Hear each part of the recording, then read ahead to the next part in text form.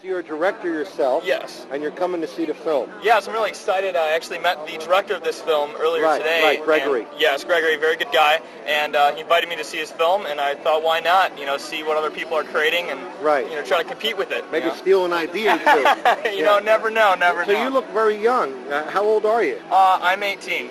Okay, how many films have you directed so far? I've directed about, I'd say, 16 to 20 films with MTV and different, you know, production companies. Wow, very good, very good. So you're a busy little beaver. Yeah, I came from Chicago, did some stuff in Chicago, and made my way out here about a year and a half ago, and I've been working nonstop since then, 24 hours a day. So, now listen, for someone who's 18 and you're working a lot, what is the secret to working a lot? Because a lot of people at 18 don't have a clue. Yeah, what it is doing nonstop focusing and keeping focused on what you want to do. You know, you can't dilly-dally around. You need to really have your eyes focused and your mind focused at all times to know what your dreams are and just follow them. That's how you know, that's how I am today. That's how I've been working with people such as Black Eyed Peas and stuff like that. So very cool, very cool. Well, have a good time tonight. Yeah, thank you so much. All right, very nice. Say hello to April over there. What is your character about? Well, he's a murderer. He's a murderer who lives out in the desert, and he's kind of like a Christian extremist. Sort of, and yeah, and this is what he just does. He's just a murderer. This group of killers, they just, you know, track people down, you know, and just kill them out in the deserts, you know. I mean, it's kind of like Skeleton, what's that, the Rob Zombie film, Devil's Rejects, kind of like that. They're an extremist group, kind of like the Mansons, and they just butcher and murder people and hack them up. Yeah. Right. So, Mr. Pretty Kessler, stuff. so you don't see like a Broadway musical version of this ever being made? Oh, no, I don't ever see a musical version of this, but he makes a great killer. I'll have to tell you that. He's a great killer. He's got a lot of emotion. He's really good at what he does. Is your character a good guy or a bad guy? Probably the only good guy in the movie. Does he get killed? No. Okay, good. But he's still after the bad guys. So the movie doesn't end. There's like a cliffhanger.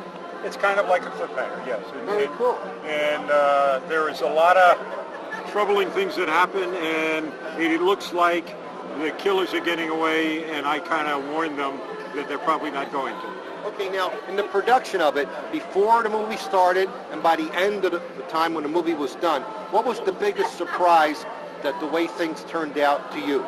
I think there was a tremendous amount of camaraderie among the staff, the actors, and the people making the movie. It was a very hard movie to make. It was made in the desert on a very low budget, and I think that it took on a life of its own. It really did great. Really. Do you play mostly good guys, bad guys, or guys who break women's hearts?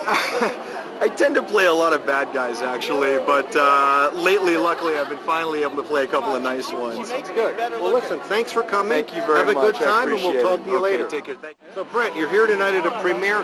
Tell us what's happening. We're here to see a pretty good movie that I've heard that's really nice, and so I'm excited to see it. Good. Now, you're an actor, too, right? I am. What are you working on these days?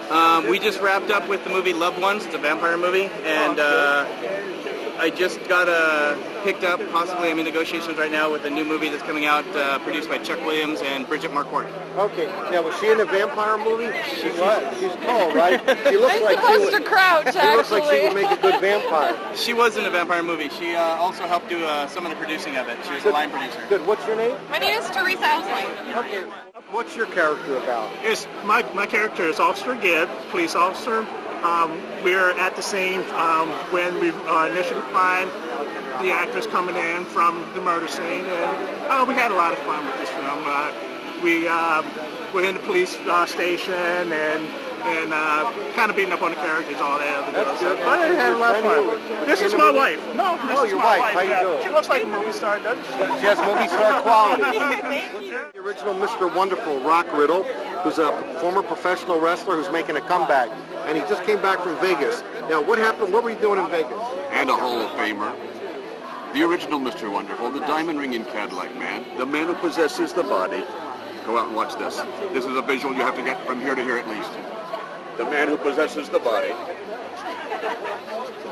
Got it? Are you getting it? That men fear and women love the heavenly body, the American dream, the true American dream, and all that sort of other thing. Now, did you actually ask me a question? Yeah, I thought I did. You failed to say professional wrestler and Hall of Fame. Hall Okay, of Fame. you came back from Vegas for a wrestling convention? Absolutely. With lots of major people there, we had literally hundreds of the top professional wrestlers in the world. Stone Cold Steve Austin was interesting. We had a chance to catch up and talk a little bit. Pat Patterson, of course, who I was fortunate enough to have present an award to me last year. The same award that was presented to Kirk Douglas and Mickey Rooney and Sly Stallone. Not that I would be here to talk about me,